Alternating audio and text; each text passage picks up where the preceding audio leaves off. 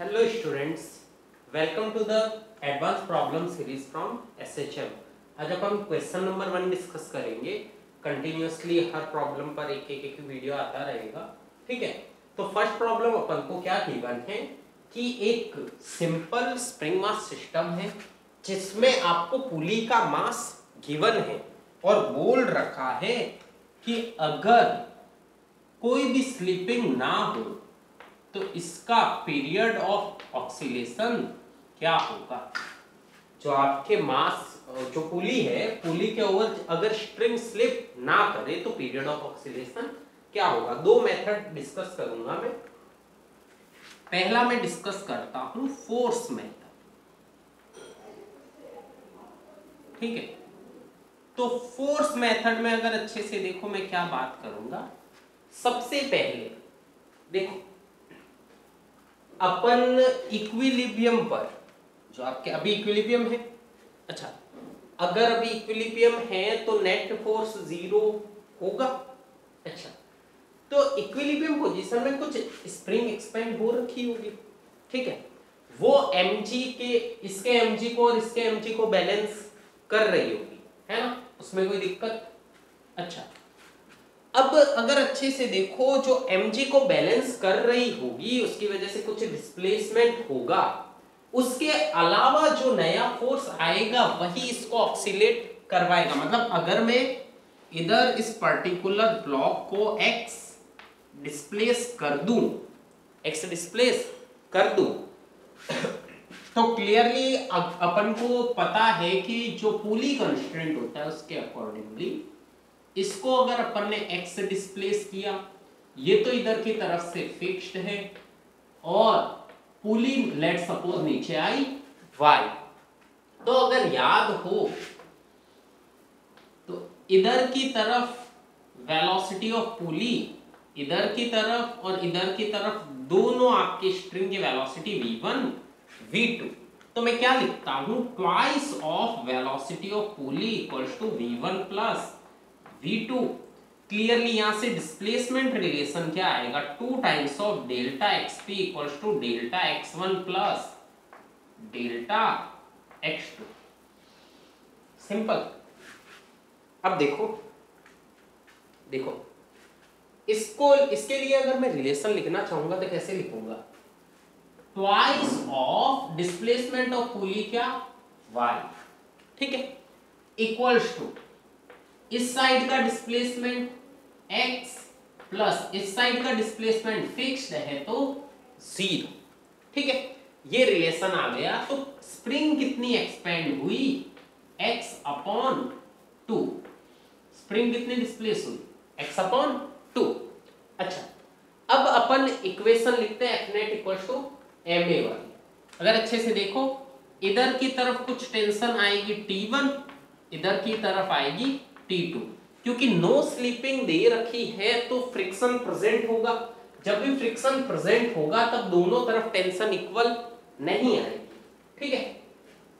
अच्छा अब सबसे पहले मैं बात करता हूं इस मास की, ये m जो, ठीक है। जब ये मीन पोजीशन पर था तब इस पर नेट फोर्स 0 था। अब ये T2 टेंशन जो दिख रही है वो बेसिकली एक्सेस टेंशन है। क्या है, एक्सेस, मतलब कि डिस्प्लेसमेंट के बाद टेंशन में जो इंक्रीज हुआ वो टेंशन कितनी है, T2। वो कितनी है, T2। अच्छे से देखो मैं इसके लिए F net equals to ma अगर लिखूंगा तो क्या T2 equals to mass into acceleration आएगा, है ना। तो बेसिकली अगर T2 अपन को x के टर्म में पता चल जाए तो अपना काम हो जाएगा। अच्छा इसके लिए इक्वेशन लिख दी। इसके लिए पुली के लिए लिखनी पड़ेगी, पुली के लिए भी इक्वेशन लिखनी पड़ेगी। तो पुली के लिए दो इक्वेशन आएगी, एक ट्रांसलेशन की और एक रोटेशन की। तो ऊपर की तरफ एक्सेलेरेशन और पुली, ऊपर की तरफ अच्छे से देखो फोर्स लगेगा k इंटू वाई, वाई की वैल्यू क्या है x अपॉन 2, ठीक है। इधर की तरफ टेंशन T1, इधर की तरफ टेंशन T2, ऊपर की तरफ एक्सेलेरेशन ऑफ पुली AP, कितना AP। अच्छे से देखो, क्या कुछ अल्फा भी होगा? क्योंकि नीचे खींचा है तो पुली वापस यूं जाएगी, तो इधर की तरफ कुछ अल्फा भी होगा। क्लियर? अच्छा, अब अगर अच्छे से देखो इस पॉइंट को अगर अच्छे से देखो, ये क्या पॉइंट इधर की तरफ कांटेक्ट में है और रेस्ट पर रहना चाहता है, क्योंकि इधर आपकी स्ट्रिंग फिक्स्ड है ना। अगर अच्छे से देखो, ऊपर की तरफ एक्सेलरेशन ऑफ पुली एपी, इस पर्टिकुलर पॉइंट की ऊपर की तरफ एक्सेलरेशन ऑफ पुली एपी, नीचे की तरफ एक्सेलरेशन अल्फा की वजह से क्या अल्फा इनटू आर। तो क्या अगर स्लिपिंग नहीं होनी है तो A P equals to alpha into R होना चाहिए। A P equals to alpha into R होना चाहिए। अच्छा, अब इक्वेशन लिखो, F net equals to M A. F net के लिए क्या लिखूंगा? K into X by two minus T1 minus T2 equals to capital M into acceleration of pulley. Capital M into acceleration of pulley, ठीक है। अच्छा, अब अगर मैं कंस्ट्रेंट रिलेशन के हिसाब से लिखूं, तो अगर अच्छे से देखो, क्या twice of acceleration of pulley equals to A plus 0, क्योंकि इधर की तरफ कोई डिस्प्लेसमेंट नहीं है, सेम इसी इक्वेशन के हिसाब से लिखा है मैंने, है ना।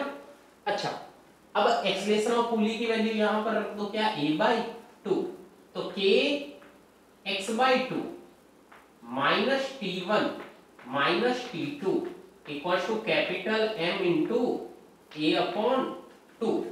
क्लियर? अब अगर अच्छे से देखो तो मैं एक इक्वेशन और लिख सकता हूं, torque equals to I alpha. Torque equals to I alpha. अच्छे से देखो, ये इधर की तरफ घूम रहा है, तो T1 into r minus T2 into r, I कितना आएगा 1/2 capital M r square alpha. R से आर गया। क्लियर? आर से आर गया, तो अच्छे से देखो, T1 minus T2 equals to M/2 alpha into r क्या हो गया? एक्सेलरेशन ऑफ पुली, और एक्सेलरेशन ऑफ पुली है क्या a/2, तो ये आ जाएगा a/2। क्लियर? तो ये कितना आ गया ma/4। कितना आ गया? ma/4। अच्छा, अब अगर अच्छे से देखो, मैं यहां पर वैल्यू रखता हूं भाई इस पूरी इक्वेशन के लिए। यहां से देखो, अगर मैं T1 की वैल्यू देखो, क्या है M T2 की वैल्यू M इंटू A, तो T1 की वैल्यू क्या आएगी? इधर की तरफ जाएगा तो प्लस हो जाएगा, तो वो आएगी M plus capital M/4 into A। M plus capital M/4 into A। T1 की वैल्यू अपने पास आ गई, ठीक है। T2 की वैल्यू अपन को पहले से पता थी। अब F net equal to M में भाई यहां पर इस पर्टिकुलर इक्वेशन में रख दो, तो देखो T1 की वैल्यू और T2 की वैल्यू, तो K x/2 माइनस T1 की वैल्यू क्या है small m into A, T1 की वैल्यू क्या है small m plus capital M/4 into A, minus T2 की वैल्यू क्या है? T2 की वैल्यू है M into A, equals to कितना आ जाएगा? Capital M into A/2। ये कंप्लीट इक्वेशन आई। देखो, आपके पास F net equals to M में बेसिकली आपके पास x भी है और a भी है, तो a equals to omega square into x से कंपेयर करना है तो अपन को। तो देखो इस पर्टिकुलर के लिए मैं क्या करूंगा, पूरी की पूरी ये माइनस वाली दोनों क्वांटिटीज उधर ले लो, a कॉमन आ जाएगा, तो k into x/2 equals to a common आ गया। अच्छे से देखो m/4 और ये m/2 क्या हो जाएगा 3m/4 प्लस ये m और ये m 2m। क्लियर? तो a इक्वल्स टू, एलसीएम लेकर कैंसल आउट कर दो इधर, तो यह आ जाएगा 2 इंटू के upon 3 capital M plus 8m into x। क्या ये पूरी क्वांटिटी ओमेगा स्क्वायर हो जाएगी?